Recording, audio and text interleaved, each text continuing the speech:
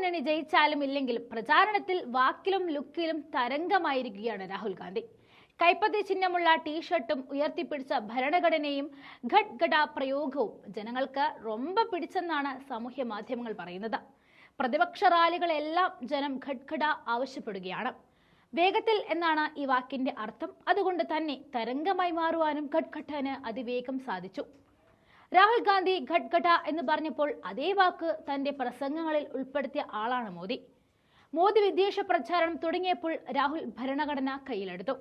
താമര ചിഹ്നത്തിലുള്ള ടോർച്ചുമായി മോദി ഇറങ്ങിയപ്പോൾ നെഞ്ചിൽ കൈപ്പത്തി പതിച്ച വെള്ള ഷർട്ടിൽ രാഹുൽ ഗാന്ധി എത്തി.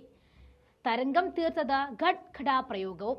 അതിവേഗം എന്നർത്ഥം അതിഗൗരവത്തിൽ റാലികളിൽ പ്രസംഗിച്ച പ്രിയങ്ക ഗാന്ധിയും ചടപ്പോടെ ഘട്ഘട കാച്ചി. SP അധ്യക്ഷൻ അഖിലേഷ് യാദവ് ഘട്ഘട കഴിഞ്ഞ് പിന്നെയും മുന്നോട്ട് പോയി.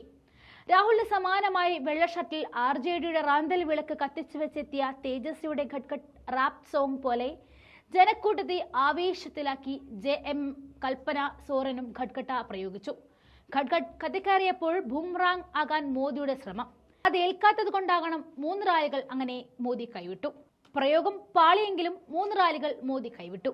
പ്രയോഗം പാളിയെങ്കിലും ഘട്ഘട്ടായി 6 സർക്കാർ രൂപീകരിക്കുമെന്ന് ജൂൺ 4 നമുക്കറിയാം.